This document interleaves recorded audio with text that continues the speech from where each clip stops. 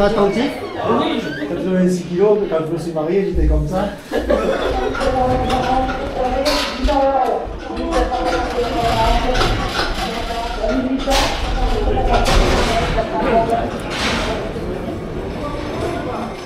va, monsieur Fertre-Auvergne 1200-1210, c'est aujourd'hui petit marché, hein, seulement 300 bêtes, 100 bêtes d'export, dynamique et fluide. Bien. Surtout dans les mâles. Merci.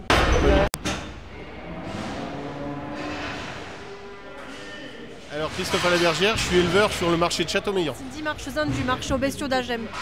Sog, dans le 43. Alors nous, on vient du marché de Saint-Laurent-de-Chamousset dans le Rhône. Moi je suis de la Corrèze. Non, nous c'est une foire primée au veau sous la mer.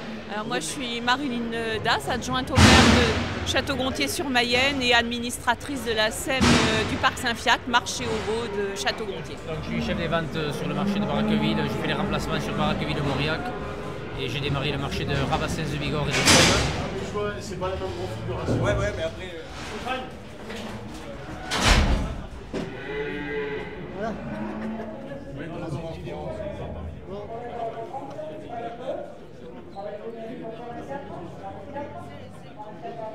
Là, notre territoire, c'est normal D'être là. C'est tellement important. On est viscéralement attaché à l'agriculture. Complètement. Mais c'est l'identité de notre territoire. Cyril Rollin, je suis président du syndicat mixte, c'est-à-dire du cadran de Mauriac, c'est-à-dire de la structure qui est en fait propriétaire du cadran de Mauriac. C'est une structure qui loue à la SAS. On est le poumon économique et agricole du Cantal. On est aujourd'hui au Congrès national des marchés aux bestiaux et effectivement c'est un outil qui est indispensable pour le monde agricole. Si je suis là aujourd'hui, c'est parce que l'État soutient ces outils, ces structures qui permettent de garantir les coûts, qui permettent aussi une vie entre les agriculteurs. Et c'est aussi des lieux où on peut voir aussi les sujets de préoccupation des uns et des autres. Effectivement, on traverse une crise agricole qui a permis de mettre sur la table un certain nombre de sujets. Beaucoup de dossiers ont été traités, notamment au niveau des préfets. Dans les sous-préfectures, on a mis en place des permanences agricoles pour les situations les plus compliquées. Donc effectivement, c'est un sujet qu'on suit de près. Et surtout ici dans le Cantal, avec une grosse dominante agricole, ça fait partie des sujets de préoccupation premiers. Je suis un ancien du Forail. Du coup, ils attendent que le lot arrive, les gars. C'est chacun à son poste. Oui, ça va, là, ils écoutent bien. Ah, Ils posent des questions. C'est des pros, là. Hein. C'est des pros. Il y en a quelques-uns qui sont un peu dissipés. Un marchand qui achète des fois 80 à 100 euros, il a toute une ligne. Ils ouvrent les parcs et tout va dans le camion. C'est tout bien cloisonné. En haut, on n'a rien touché, quoi, à part quelques petits traitements, rehausser un peu les barrières. Parce que ça, c'est nous qu'on a fait, on pousse rehausser les barrières. On ne le voit pas là, il voit sa bête en bas. Alors là, il est en train de demander à l'échelle des Landes, si 5,25, je la mets ou je la mets pas. C'est bon. Comment ça se passe la vente? Comment ça se passe? Bonjour à toutes et à tous, et puis bienvenue au congrès à Mauriac. Pour le déroulement, Marion va nous présenter les chiffres 2023 du marché, et ensuite Michel va intervenir et on a une étude qui a été faite par internet qui est très intéressante. Bonjour à tous, ceux que j'ai pas vu. Et je vous remercie d'être venus à Mauriac. On est bien heureux de vous accueillir à Mauriac. En plus, ça fait 10 ans que le marché est déroulé. Donc on va vous présenter en quelques chiffres rapidement donc, le marché de Mauriac. Tous les voyants sont revenus au vert malgré une légère stagnation en ce moment. Je vous redis le contexte de l'étude. Donc on a été missionné par Interbev pour regarder les impacts justement de cette décapitalisation dont vous avez entendu parler, que vous vivez aussi au quotidien, sur différents aspects. Sur les aspects effectivement économiques, sur des aspects aussi d'environnement, de territoire. Donc on a essayé de prendre vraiment en toute objectivité du recul par rapport à ce phénomène, à la fois pour comprendre ce qui peut attendre les territoires ou votre filière, mais aussi pour avoir des arguments pour la filière. Certains arguments sont parfois difficiles à mettre en avant, hein. C'est ce qu'on décide de mettre dans ce dossier pour pas que ces données soient contestées par la suite. Et vous le verrez, on a pris plein d'hypothèses Parce que comme on se projette à 2030, il y a plein de choses qu'on ne maîtrise pas d'ici 2030. Vu ce qu'on a vécu ces 5 dernières années, on est passé par tous les états, c'est difficile de se projeter, mais en tout cas on a essayé de faire les hypothèses les plus vraisemblables. Et puis aussi on a pris des données qu'on nous a fournies, hein, parce que des fois on est un peu bête et méchant, on est comme ça, pour démarrer des projections. Alors, effectivement, 4 points. Les choses finalement les plus faciles à modéliser, c'est les impacts au niveau des territoires. Vous allez voir, les impacts économiques, c'est assez facile à modéliser, à chiffrer, etc. Pour ce qui est des impacts environnementaux, vous allez voir, des fois c'est un peu ambivalent ce qu'on va vous dire, mais on a essayé à chaque fois d'avoir un message à peu près simple. Qu'est-ce qu'on retient de ces évolutions?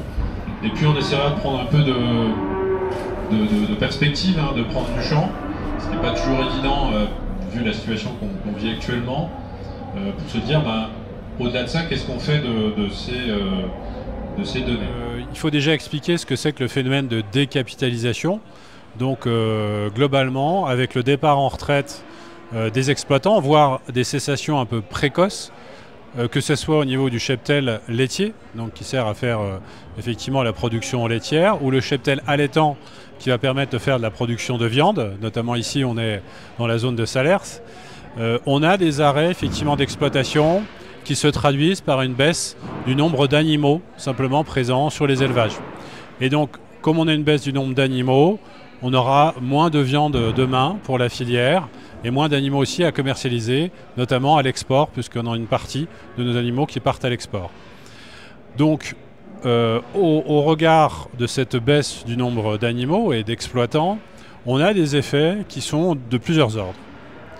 On a des effets effectivement économiques, puisque simplement comme on a moins d'animaux, demain on aura effectivement moins de viande produite sur le territoire français. On parle ici d'à peu près 20% d'animaux en moins, 18% selon les projections de l'Institut de l'élevage, selon le scénario qu'on a retenu. Et ces 20% d'animaux en moins, ils vont induire effectivement 37 000 emplois qui seront en danger demain sur l'ensemble du territoire français. Donc 37 000 emplois, vous voyez, c'est un impact important. Et dans des départements comme ici, dans le Cantal, quand effectivement 10% des actifs vivent de l'agriculture, ces impacts vont se faire ressentir de manière très forte, que ce soit au niveau de l'activité économique, mais aussi des services publics demain.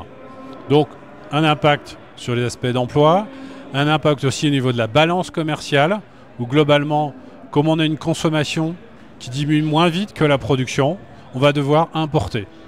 Et globalement, on a 1 milliard d'euros de balance commerciale en jeu, en notre défaveur, avec cette décapitalisation, donc cette baisse de capital sur pied. Donc ça, c'est pour les parties économiques et pour la partie emploi.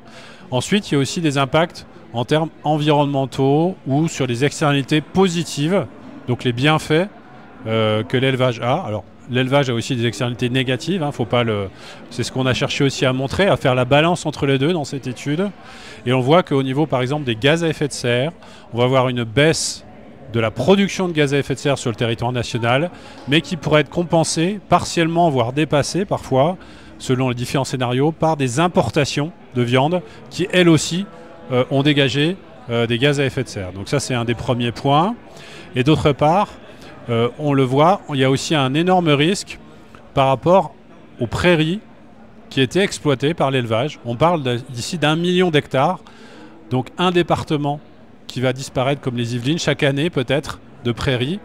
Et ça a des effets effectivement sur la biodiversité, des impacts négatifs, mais aussi des effets sur le stock de carbone qui est contenu. On a 80 tonnes de carbone par hectare de prairie. Demain, si on les retourne et qu'on fait des cultures, ben voilà, c'est aussi des gaz à effet de serre qui pourraient se relarguer dans l'atmosphère. Donc tout ça pour conclure, de dire qu'on a des impacts assez forts, que effectivement pour renverser la situation, ce ne sera pas forcément évident à une échelle très courte. Là on parle de 2030, hein, c'est seulement dans 6-7 ans. Et il faut se préparer à ça pour éviter effectivement ces phénomènes d'importation, consommer français, être fier effectivement, parce qu'on connaît les méthodes d'élevage en France, qui sont plutôt effectivement vertueuses. Donc consommer français, puis aussi se préparer au niveau de l'ensemble de ces filières à cette consolidation pour continuer à investir, pour éviter de subir effectivement ces évolutions. Donc à la fois un message de réalité, mais aussi un message d'espoir, parce qu'il y a un projet à construire dans cette trajectoire qui paraît au départ difficile. Alors, effectivement, comme vous le soulignez, hein, le fait d'avoir des paysages qui se ferment, il y a plusieurs aspects. Déjà, effectivement, vous aurez moins d'espace ouvert devant vous. Alors, effectivement, pour les chanceux qui font du ski, ça a une incidence directe, mais au-delà de ça, dans la lecture du paysage que vous pouvez avoir, de votre paysage traditionnel, certains paysages de murets, par exemple, sont entretenus par des éleveurs. Donc, il y a tout un patrimoine, effectivement, culturel qui risque de disparaître, en tout cas d'être en danger. L'apparition de friches également, et ces apparitions de friches, comme ça a été dit tout à l'heure, ça peut induire des risques incendie beaucoup plus importants sur l'ensemble du territoire, et donc là aussi finalement des dégâts importants ou des besoins de services d'intervention, comme on le disait, de pompiers, parce que le préventif n'aura pas été fait par les éleveurs, parce que effectivement c'était pas forcément un service qu'on rémunérait auparavant. On ne maîtrise pas tous les effets effectivement liés à cette baisse de l'activité agricole, hein. On sait qu'on a des bienfaits parfois, parce qu'on produit moins. L'activité humaine, effectivement, est génératrice d'une certaine forme d'externalité négative, mais quand même, en règle générale, on voit effectivement tous les mauvais côtés qu'il peut y avoir. Il y a encore d'autres études peut-être à mener, parce qu'il y a des controverses qui existent, des controverses qui sont parfois un peu difficiles à comprendre. Et puis aussi, il y a un phénomène, comme on l'a dit, peut-être d'agribashing qui est parfois peut-être un peu exagéré. Finalement, les agriculteurs n'ont pas conscience que c'est une profession très aimée des Français. Et là-dessus, je pense qu'il y a aussi des messages d'espoir. Je veux dire, effectivement, certaines dérives peuvent être soulignées, mais globalement, les Français aiment l'agriculture française. Et donc, il n'y a pas à rougir de ça. Et je pense qu'il faut s'appuyer aussi sur ça pour construire l'élevage de demain, qui est pas encore là, qui est encore là pour certaines pilotes, certains prémices, mais tout ça reste à construire parce que l'élevage de demain, il va devoir comprendre effectivement, notamment cet enjeu climatique, comme on a dit, parce que ça va être la mère des batailles demain, avec aussi l'eau qui est un des phénomènes importants. Donc on voit bien qu'il y a des enjeux à la fois économiques importants. On reste dans un monde ouvert, mais aussi des enjeux en termes environnementaux qui sont colossaux liés à cet élevage. Alors oui, nous on revendique notre indépendance, c'est pour ça qu'on a dit qu'il y a certains chiffres qu'on ne peut pas mettre en avant pour l'élevage, qui ne sont pas assez significatifs ou alors qui sont en défaveur. On a essayé de le montrer dans le dossier aussi, d'être un maximum objectif. C'est pas facile parce que quelquefois on a des données qui sont parcellaires, donc chaque fois on a essayé de montrer les hypothèses qu'on avait prises. Et après, sur l'utilisation du dossier, je pense que on espère toujours qu'il y aura un rebond. Là, je pense qu'on est tellement au pied du mur dans les filières agricoles qu'il va falloir penser à un autre modèle. Après, attendre tout de l'État pour que ce soit lui qui pense ce modèle, je pense que c'est faire fausse route. Je pense que c'est aux acteurs eux-mêmes de prendre leur bâton de pèlerin et de savoir ce qu'ils veulent faire. Avec la difficulté en France, c'est qu'on a une activité agricole qui est très diverse par rapport à d'autres pays, comme l'Italie, est assez diverse. Mais comme on a beaucoup de modèles, c'est difficile souvent de se mettre d'accord sur un projet commun, mais je pense qu'il y a matière à travailler et surtout se projeter sur l'avenir, parce que si on ne se projette pas sur l'avenir, on n'investira plus. Et demain, on aura trop de retard par rapport aux autres. Merci Bertrand. Moi, cette étude, je voulais la partager avec vous. C'est pas pour être pessimiste, mais je pense qu'il faut ouvrir les yeux et on voit qu'on a beaucoup de choses à faire. Parce que l'élevage en France est en danger et on nous met tous sur l'environnement et on s'aperçoit qu'on peut arrêter de produire en France et on aura encore plus de problèmes d'environnement. Je pense qu'il faut communiquer sur l'installation des jeunes. Il n'y a pas qu'un seul type d'agriculture possible en France, il y en a plein et il faut les garder. Non, simplement pour la décapitalisation, vous l'avez dit, moi je pense qu'il y en a deux. Il y a la décapitalisation sociale qui est due à l'âge des exploitants et des éleveurs aujourd'hui, mais aussi un manque d'attractivité, mais pour le métier d'agriculteur en général, c'est pas uniquement pour l'élevage. Voilà. Et puis après, il y a la décapitalisation, on va dire, économique, qui fait que les éleveurs font les comptes. Si c'est pas eux, c'est leurs femmes qui le font à leur place et qui souhaitent arrêter. Alors quand on a 65 ans et qu'on souhaite arrêter, c'est pas trop grave pour l'avenir, je veux dire, mais quand on a 45, c'est ce qu'on voit aussi, et ça il faut le souligner, c'est que c'est des jeunes des gens qui sont en pleine activité et qui arrêtent justement leur activité d'élevage. J'ai toujours dénoncé le calcul carbone tel qu'il était fait aujourd'hui. Je pense que s'il y a une chose que le ministre pourrait faire, et je vais rappeler au moment du salon de l'agriculture, c'est de revoir ces calculs. Il faut qu'on se mette autour de la table et qu'on soit à part égale autour de la table. Qu'il n'y ait pas un agriculteur pour 10 écolos, quoi, ou assimilé écolo. Parce que même à l'INRA, ils sont devenus écolos, enfin voilà. Donc il faut qu'à un moment donné, on pose les choses calmement, correctement, et qu'on regarde vraiment ce que les prairies captent et ce que l'élevage...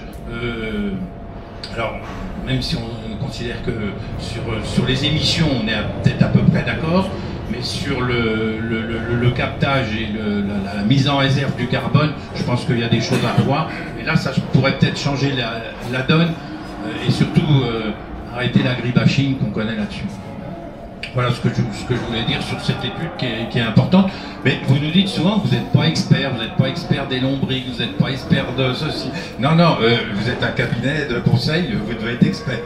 Voilà, pour la plaisanterie. Je me méfie toujours des experts, hein. Moi j'aime pas les gros cabinets anglo-saxons, notamment, et j'en apprends tous les jours. C'est pour ça que je suis très humble par rapport à ma position. J'essaie de prendre du recul. Et effectivement, juste par rapport au phénomène de décapitalisation qu'on voit, il y a aussi un autre phénomène qu'on n'appréhendait pas aussi. C'est des éleveurs qui sortent de l'agriculture pour devenir salariés. Pas forcément d'agriculture. Notamment, vous avez vu un département qui s'appelle la Vendée. Et il y a ce phénomène-là, il n'y a pas que la végétalisation. Parce que le taux de chômage là-bas est de 3%. Voilà. Effectivement, on est aussi dans des régions d'élevage où finalement il y a peu de chômage. Mais j'imagine qu'en parlant de décapitalisation, effectivement, on parle de l'évolution de l'agriculture, et c'est vrai que dans des territoires comme nous, j'allais dire l'agriculture et plus particulièrement l'élevage, hein, ça devrait être mis comme cause départementale. Parce que qu'est-ce qui fait l'économie de nos territoires, et j'allais dire l'économie, le volet social aussi, c'est bien les agriculteurs qui habitent là. Et le fait d'avoir des effectifs de bovins qui baissent, on va parler essentiellement bovins, forcément ça se traduit par moins d'agriculteurs et donc moins d'habitants sur le territoire. Alors, je me permets de remettre une carte. Là, c'était le Cantal, vous avez à peu près 10% des actifs. Oui, mais c'est beaucoup moins qu'avant. C'est beaucoup moins qu'avant et on perd de la population. On perd toujours de la population dans le département. Alors, j'ai pas les chiffres de la Vendée, mais tout à l'heure vous disiez, la Vendée, il y a des agriculteurs qui arrêtent pour devenir salariés parce qu'il y a 3% de chômage. Nous, on est à 4,5%. Alors, je sais pas si c'est bien d'être à 4,5%. Ça veut dire qu'on n'a pas beaucoup de réserves.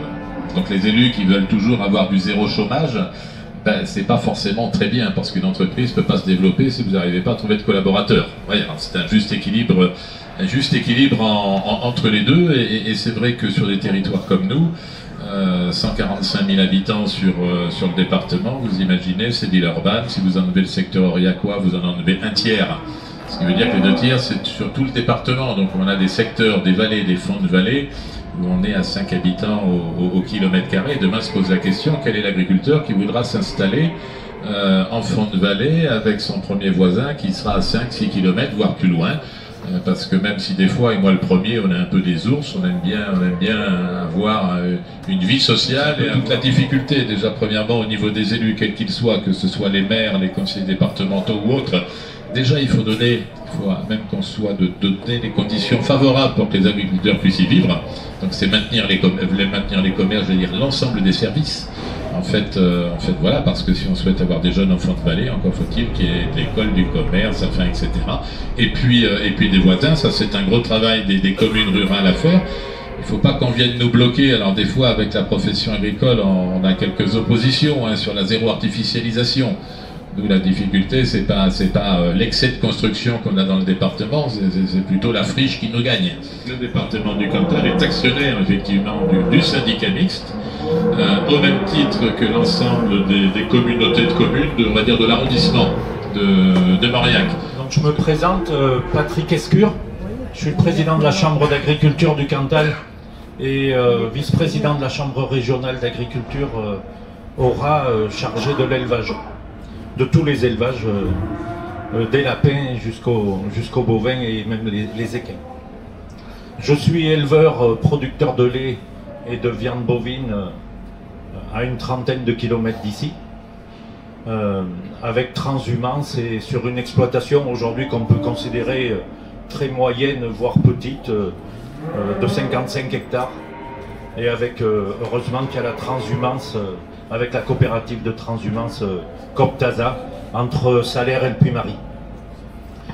Donc lorsqu'on parle de décapitalisation, eh bien, la décapitalisation, malheureusement, elle a démarré il y a déjà quelques années. Et je pense qu'aujourd'hui, on peut tous, unanimement, même si on ne doit pas regarder le passé, on doit tous avoir quand même des regrets par rapport à cette décapitalisation qui a commencé il y a quand même de nombreuses années.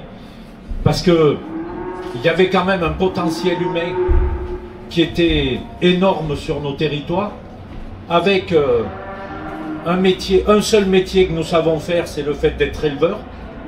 Et ça, c'est un métier, ça ne s'invente pas. Il y a de la passion, il y a des compétences, il y a un savoir-faire, et ça ne s'invente pas.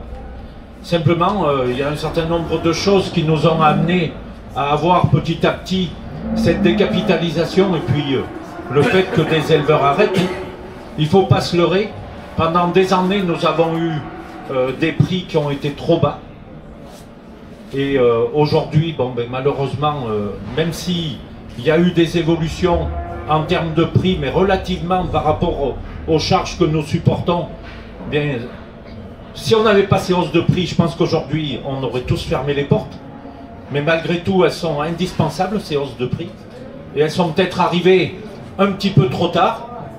Également, ce qu'on peut regretter, c'est comment le monde, l'agriculture en général est attaquée. Mais le monde de l'élevage a été beaucoup trop attaqué.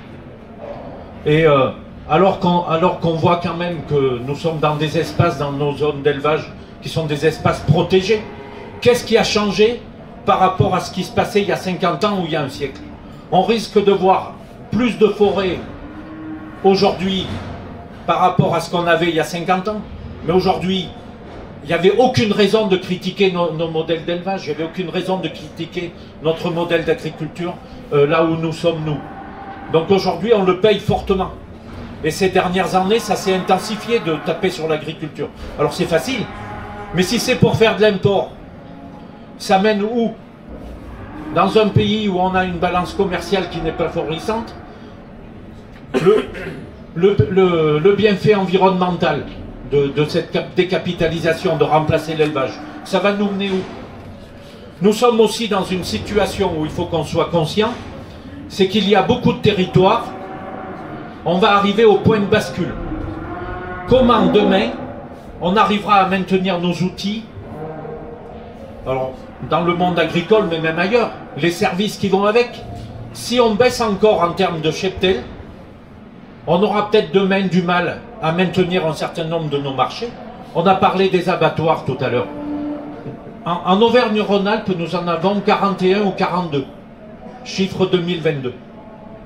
Combien est-ce qu'il va nous en rester? Combien il va nous rester de marchés?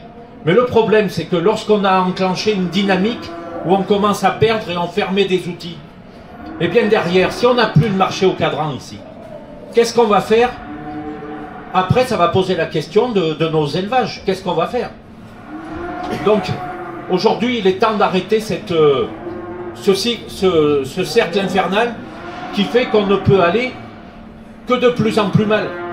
Donc, effectivement, il nous faut aujourd'hui être dans notre pays capable de proposer un projet. C'est tout ce qui a été demandé dans les manifestations qui ont eu lieu au mois de janvier.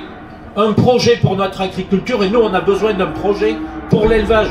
Aujourd'hui, il n'y a pas de projet pour l'élevage, alors qu'on voit bien les grandes lignes de ce qu'il faudrait faire, parce que nous sommes à un point de rupture. Si on ne maintient pas l'élevage que nous avons aujourd'hui, si on ne ramène pas des jeunes, si on ne donne pas envie, si on ne maintient pas les outils, eh bien demain, personne n'arrivera à rattraper la situation. On ne va pas importer des éleveurs lorsqu'on se rendra compte qu'il en manque. On ne remettra pas de l'élevage. Lorsque des prairies auront basculé en forêt, eh bien, mais on n'aura pas aujourd'hui, demain, la capacité à remettre de l'élevage. De par mes fonctions, dans une réunion à Paris avec les pompiers. C'était suite au feu qu'il y avait eu dans les Landes, donc c'était 2022, il me semble. L'été 2022. Cette réunion avait lieu au mois d'août. Et au ministère de l'Intérieur, ce responsable des pompiers nous disait que c'est pas le réchauffement climatique qui les inquiète, c'est la disparition de l'élevage. Partout où passaient des ruminants qui nettoyaient les prairies, pas de souci avec les incendies. Et dans cette réunion, on y était pour défendre l'écobuage. Bon, on a certains départements français où il y a quand même 80 000 hectares qui sont écobués. Et les pompiers en arrivaient même à dire que si les agriculteurs, parce que l'élevage disparaît, n'entretiennent plus l'espace, et bien l'hiver, ce sont les pompiers qui auront faire des écobuages plutôt que d'avoir les incendies l'été. Donc il est temps d'ouvrir les yeux et de se rendre compte que dans notre pays, il faut un changement de cap, il faut un changement de politique. Et suite aux grandes manifestations, comme jamais on avait vu depuis le dimanche des Terres de France, le 29 septembre 91, eh bien on a l'impression que le logiciel n'a toujours pas changé. À Bruxelles, il s'est ouvert un certain nombre de choses. Aujourd'hui, l'État français patine pour embrayer et faire en sorte... On a l'impression que tout est aujourd'hui complètement coincé, verrouillé dans ce pays. On sait qu'on va dans le mur, mais on continue d'y aller. Eh bien, c'est ce changement qu'il faut, et il est temps de nous donner un projet.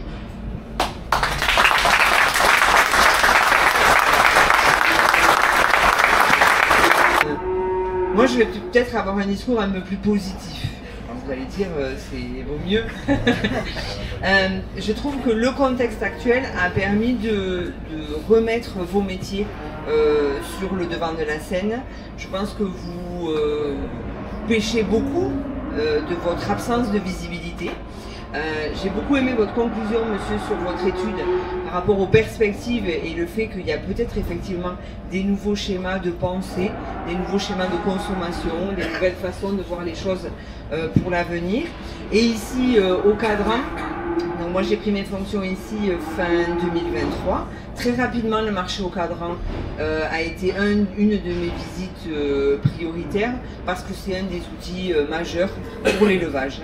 Donc je connaissais ça de manière très théorique, mais la pratique et le fait de venir rencontrer le fonctionnement fait qu'aujourd'hui c'est un outil économique, c'est un outil de sécurité sanitaire aussi, mais c'est peut-être aussi demain un outil de visibilité pour permettre effectivement à l'opinion publique de regarder l'élevage différemment, avec peut-être beaucoup plus d'intérêt, de respect. Dans le département du Cantal et sûrement ailleurs, mais c'est le secteur que je connais un peu. Moi, je vais beaucoup sur des exploitations où je rencontre une agriculture vertueuse, responsable, avec surtout des gens passionnés. Alors, vous demandez aux agriculteurs d'être aussi des grands communicants, c'est compliqué, mais des outils comme effectivement les chambres d'agriculture, les corps intermédiaires, les représentants et aussi les cadrans, c'est l'occasion de porter aussi ces messages-là. Donc moi, je suis attentive à ce qui s'y passe. Je suis là aujourd'hui, c'est pas par hasard et c'était important d'y être. Donc en tout cas, moi je voudrais remercier les acteurs, les représentants des marchés au cadran nationaux qui sont là. Et puis le président du syndicat mixte qui œuvre pour cet outil avec son équipe. Et puis un petit mot pour la directrice dont on parle peu et qui à chaque fois se prie en quatre pour organiser visites, rencontres. Et surtout, on a quelques projets dans les tuyaux à travailler. Donc voilà, en tout cas, merci beaucoup et je vous souhaite un beau congrès dans le Cantal. On est là pour regarder les choses en face et essayer d'avancer tous ensemble. Et c'est important. Merci à tous. Merci Bruno.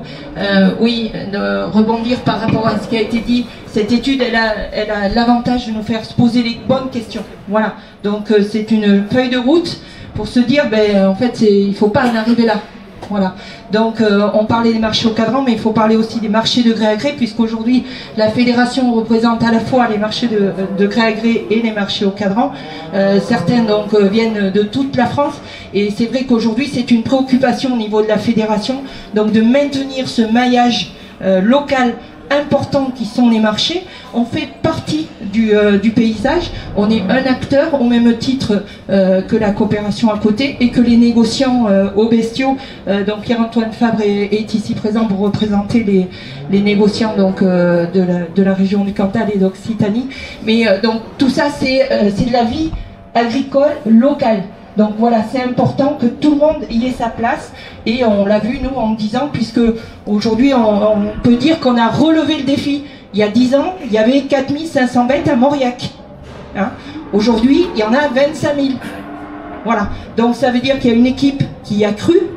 Donc ça, c'est important. Une équipe d'agriculteurs qui y a cru.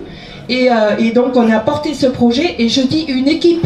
Parce que quand on se retourne vers moi, Michel, toute seule, rien. C'est l'équipe qui fait la force. Et je pense que tous ensemble, on peut y arriver. Il faut qu'on prenne conscience. Il y a le renouvellement des générations.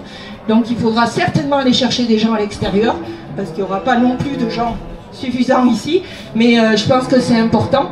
Et donc il faut transformer cet essai et puis voir l'avenir. Et effectivement être positif. Je rejoins Madame la sous-préfète. Parce qu'effectivement il faut positiver. C'est comme ça qu'on avance. Voilà. Sinon, on va passer aux choses un peu plus festives. Donc on va vous offrir l'apéritif. Et puis on aura le repas donc, qui suivra. Et donc cet après-midi, mesdames et messieurs les marchés, donc on ira en visite.